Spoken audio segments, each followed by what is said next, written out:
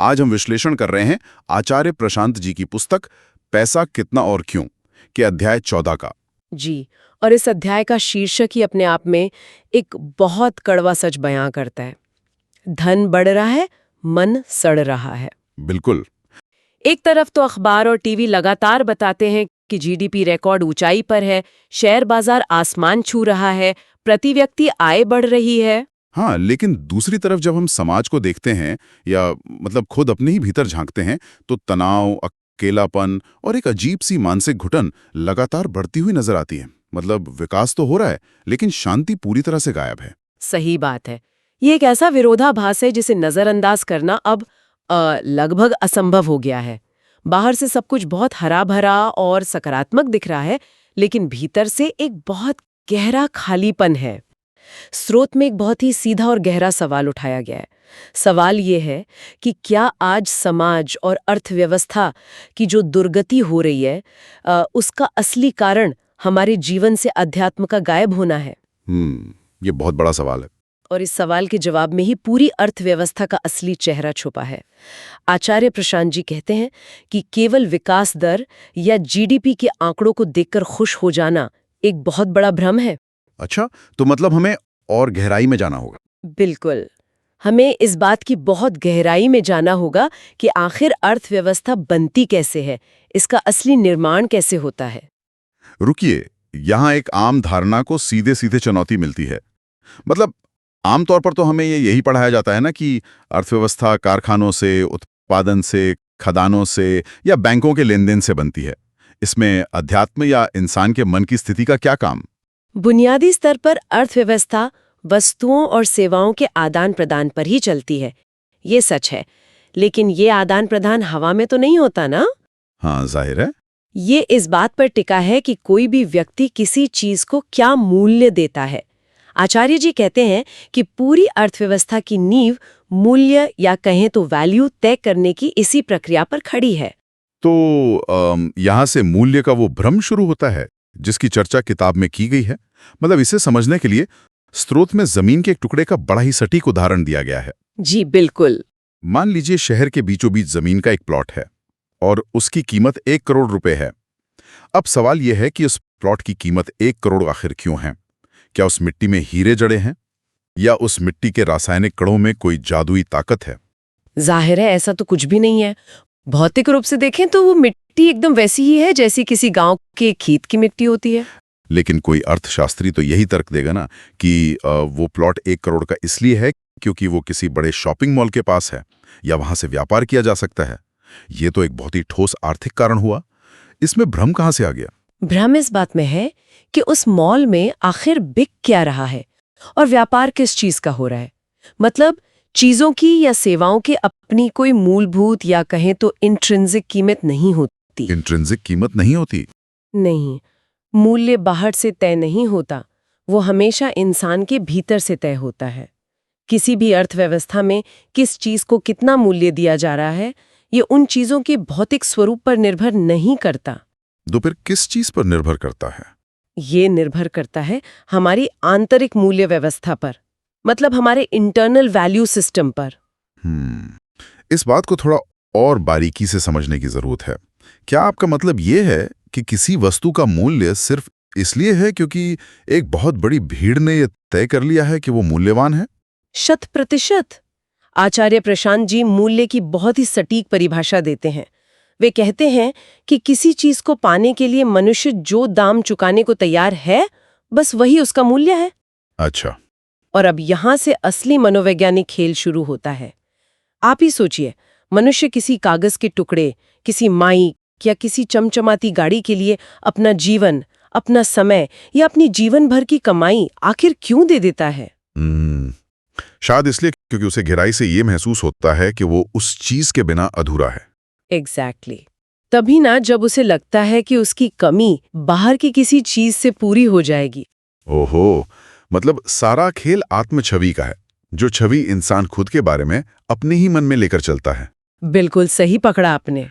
अगर किसी को लगता है कि वो भीतर से खाली या अपूर्ण है तो वो ये मान बैठता है कि बाहर से कोई महंगी चीज आएगी और उस खालीपन को भर देगी, और बस इसी गलतफहमी के चलते वो उस चीज की कोई भी भारी कीमत चुकाने को तैयार हो जाता है। यही वो बिंदु है जहां अध्यात्म और अर्थशास्त्र आपस में बुरी तरह टकराते हैं। अब देखिए, अगर पूरी वैश्विक अर्थव्यवस्था हमारे द्वारा तय किए गए मूल्य पर चल रही है और वो मूल्य पूरी तरह से हमारी आंतरिक स्थिति पर निर्भर है, तो एक बहुत ही खौफनाक स्थिति की कल्पना कीजिए। क्या होगा अगर अर्थव्यवस्था चलाने वाले लोगों को ये पता ही ना हो कि वे वास्तव में कौन है? बाप रे, अगर इंसान को खुद का ही ज्ञान नहीं है तो एक तरह का बहुत बड़ा अंधापन पैदा हो जाएगा। उसे अपनी असली जरूरत ही नहीं पता होगी। बिल्कुल। और जब इंसान अपनी असली जरूरत नहीं जानता, तो आचार्य प्रशांत जी समझाते हैं कि उसका परिणाम क्या होगा। परिणाम ये होगा कि वो किसी भी एकदम फालतू, नुकसानदेह या अर्थहीन चीज पर बहुत ऊंची कीमत का ठप्पा लगा देगा। हाँ, क्योंकि उसे पता ही नहीं है कि क्या कीमती है। और जो चीज वास्तव में उसके जीवन के लिए सबसे महत्वपूर्ण है, जो उसे भीतर से शांति दे सकती है, उसे वो कौड़ियों के मोल भी नहीं खरीदेगा। इस स्थिति को स्पष्ट करने के लिए स्रोत सामग्री में एक बहुत ही झकझोर देने वाला थॉट एक्सपेरिमेंट दिया गया है। जी। ये कचरे का उदाहरण है जो मुझे लगता है कि इस पूरी चर्चा का सबसे अहम हिस्सा है। मान लीजिए कि पूरी दुनिया के इंसानों को कोई दिमागी कीड़ा लग जाए। मतलब एक ऐसी सामूहिक बीमारी फैल जाए जहां हर कोई ये तय कर ले कि इस पूरी पृथ्वी पर सबसे मूल्यवान चीज, सबसे बड़ा वैभव कचरा है। एक ऐसा समाज जहां कचरा ही धन बन जाए। जी। और फिर अचानक किसी देश के पिछले हिस्से में खुदाई होती है और वहां से भारी मात्रा में कचरा निकल आता है। तो इस नई आर्थिक व्यवस्था के हिसाब से क्या होगा? तो अखबार तो यही लिखेंगे ना? बिल्कुल, दुनिया भर के अखबार लिखेंगे कि ये देश दुनिया का सबसे अमीर और समृद्ध राष्ट्र है। क्यों? क्योंकि उनके पास कचरे का सबसे बड़ा भंडार है। और चूंकि सभी ने उस सामूहिक दिमागी बीमारी को सच मान लिया है, तो उस कचरे के लेन देन पर करोड़ों डॉलर दांव पर लग जाएंगे। कचरे की खदानें खुदेंगी, कचरे के शेयर बाजार में लिस्ट होंगे। लेकिन क्या हम आज वास्तव में ऐसा ही कुछ नहीं कर रहे हैं? मतलब अगर कोई ये तर्क दे कि हम कचरा थोड़ी खरीद रहे हैं, हम तो स्मार्टफोन, निजी विमान और लग्जरी गाड़ियां खरीद रहे हैं, क्या उन्हें कचरा कहना अतिशयोक्ति नहीं है? यहीं पर हमें रुककर ये पूछना होगा कि कचरा असल में है क्या? कचरा हर वो चीज है जो इंसान के जीवन में असली मूल्य या शांति नहीं जोड़ती, बल्कि उसकी बेचैनी को और बढ़ाती है। गहरी बात है। आचार्य प्रशांत जी इसी बात पर जोर देते हैं कि जो देश आध्यात्मिक नहीं है, जहां आत्मज्ञान का अभाव है, वहां की अर्थव्यवस्था भले ही 50 ट्रिलियन डॉलर की हो गई हो, राइट, लेकिन वो 50 ट्रिलियन डॉलर का मूल्य बहुत ही बेहुदा और गैर जरूरी चीजों का लगाया जा रहा है। एक ऐसी अर्थव्यवस्था जो कचरे के पहाड़ पर खड़ी है, उसे विकसित कैसे कहा जा सकता है? वाकई ये सोचने में मजबूर करता है कि जिसे हम विकास या ग्रोथ कह रहे हैं, वो शायद हमारी सामूहिक बीमारी का इंडेक्स है। बिल्कुल सही कहा आपने। और इसी कहानी का दूसरा पहलू ये भी है कि जो असली अमृत है, जो जीवन को वास्तव में शांति देता है, उसका कोई कदरदान ही नहीं बचेगा। आर्थिक आंकड़ों के हिसाब से जो समाज सादगी और शांति से जी रहा होगा, उसे अविकसित या गरीब मुल्क कह दिया जाएगा। एग्जैक्टली। और ऐसा इसलिए है क्योंकि एक बीमार व्यक्ति जिसे अपनी बीमारी का ही पता नहीं है, वो सही दवा का मूल्य कभी नहीं समझ सकता। वो तो बस दर्द को सुन्न करने वाली चीजें ही खरीदेगा और उसी की अर्थव्यवस्था खड़ी करेगा। तो चलिए इस कचरे को सोना मानने वाली बीमारी के मनोवैज्ञानिक तंत्र को थोड़ा और खोलते हैं। मान लीजिए किसी व्यक्ति ने अपनी किसी बहुत गहरी असुरक्षा या दूसरों को नीचा दिखाने की चाहत के चलते 100 करोड़ रुपए खर्च करके कोई बहुत ही आलीशान चीज खरीद ली। कोई बहुत बड़ा महल या कोई प्राइवेट जेट। समाज की नजरों में और हमारी अर्थव्यवस्था के आंकड़ों में वो एक बहुत बड़ा और सफल लेन देन है। इससे जीडीपी में इजाफा हुआ है। लेकिन उस लेनदेन के बाद उस व्यक्ति की आंतरिक स्थिति का क्या? क्या 100 करोड़ खर्च करने के बाद उसका अकेलापन खत्म हो गया? बिल्कुल नहीं। क्या उसके भीतर जो डर है, जो तनाव है या जो ईर्ष्या की भावना है, वो शांत हो गई? स्रोत सामग्री में इसके लिए अंतर्दाह शब्द का इस्तेमाल किया गया है। क्या उस बाहरी वस्तु के आने से भीतर की जलती हुई आग बुझ गई? जाहिर सी बात है, वो आग बाहरी चीजों से कभी नहीं बुझ सकते। तो फिर यहाँ एक बहुत बड़ा सवाल खड़ा होता है। अगर इंसान के भीतर अभी भी लपटें उठ रही हैं, अभी भी धुआं उठ रहा है, उसे रातों को नींद नहीं आ रही है, तो आखिर उस खरीदी गई चीज का 100 करोड़ का मूल्य किस बात का है? उसने व्यक्ति को लाभ क्या पहुंचाया? तर्कसंगत रूप से देखा जाए तो उसका असली मूल्य शून्य है। वो इंसान पूरी तरह से ठगा गया है। आचार्य प्रशांत जी इसी खोखलेपन को उजागर करते हैं। वो चीज शायद 2 कौड़ी की भी नहीं है, लेकिन व्यक्ति ने अपने अज्ञान में, अपनी आंतरिक शून्यता को भरने की अंधी दौड़ में उस पर 100 करोड़ का ठप्पा लगा दिया। मतलब अज्ञानी असली कारण है। जी, जहां अज्ञान होगा वहां अर्थव्यवस्था में ऐसी भयंकर विकृतियां पैदा होंगी ही। जो चीज बिल्कुल पाने लायक नहीं है, उसकी कीमतें आसमान छुएंगी। तो एक स्वाभाविक सा सवाल ये उठता है कि क्या हमें भौतिक चीजों का पूरी तरह बहिष्कार कर देना चाहिए? नहीं। मतलब क्या एक स्वस्थ अर्थव्यवस्था का मतलब सब कुछ छोड़कर सन्यासी हो जाना है? क्योंकि अर्थव्यवस्था तो आखिर भौतिक चीजों के इर्द गिर्द ही घूमेगी ना। भौतिक पदार्थों का बहिष्कार करने की बात बिल्कुल नहीं हो रही है। यहाँ बात चुनाव की है। अगर शरीर है तो भौतिक जरूरतें भी होंगी, लेकिन एक बीमार व्यक्ति ये नहीं जानता कि उसे असल में क्या चाहिए।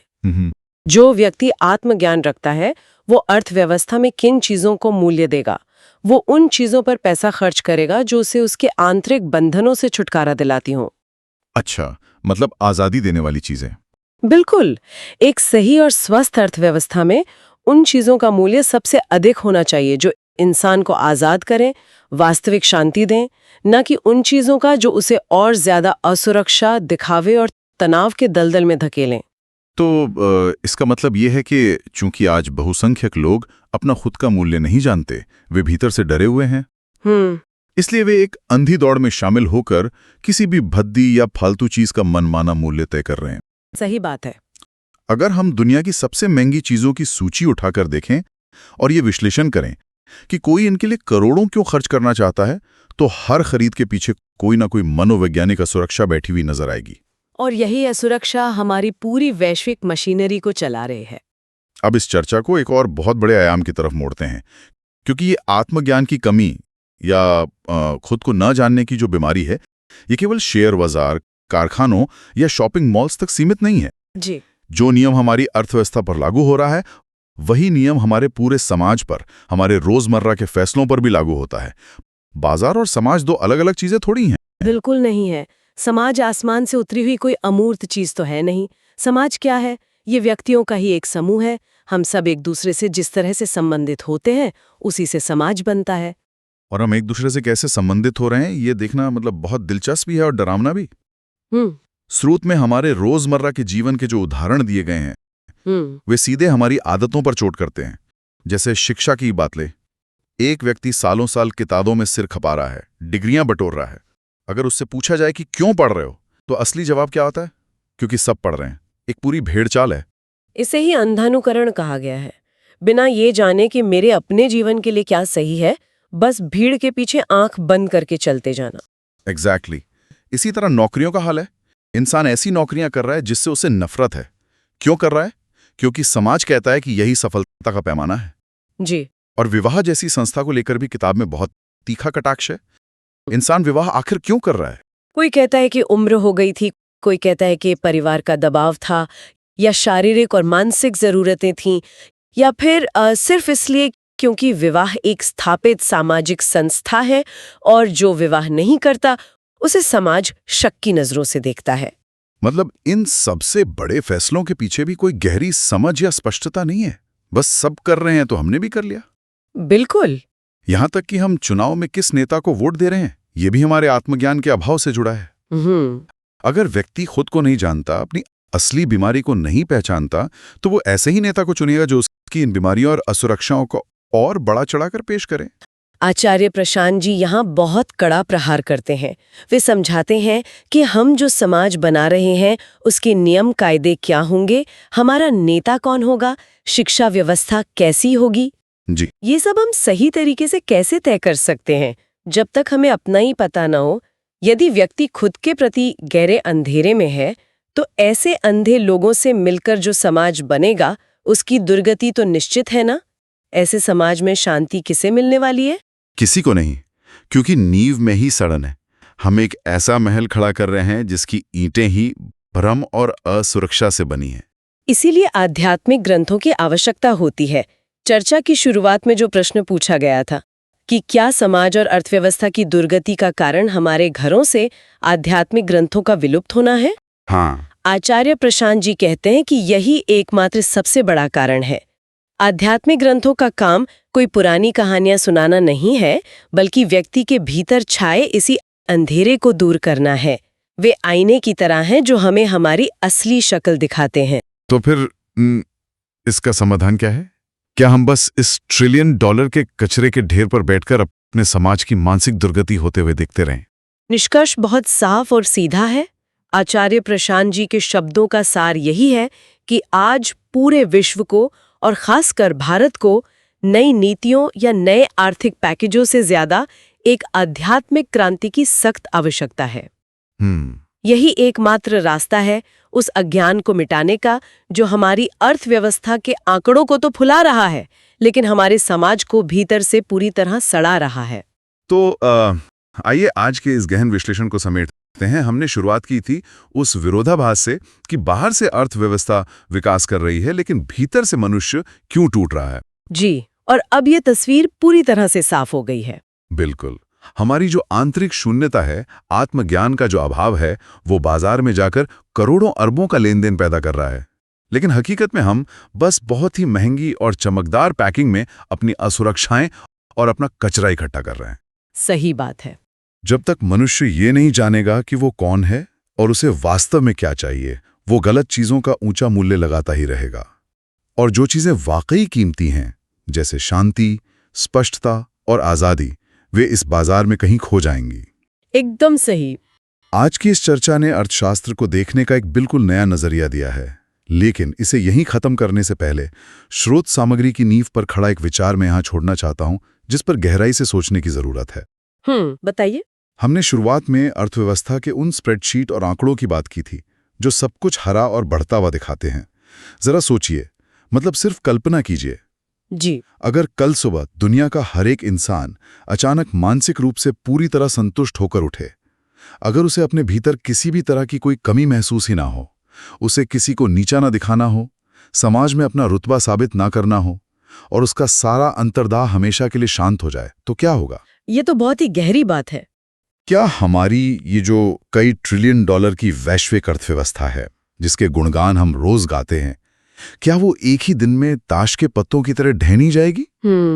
ये विचार हमें खुद से ये पूछने पर मजबूर करता है कि क्या हमारी मौजूदा अर्थव्यवस्था वाकई मनुष्य की जरूरतों को पूरा करने पर खड़ी है, या फिर ये पूरी तरह से हमारी असुरक्षाओं और हमारे अंधेरे पर टिकी हुई है? इस बारे में जरूर सोचिएगा।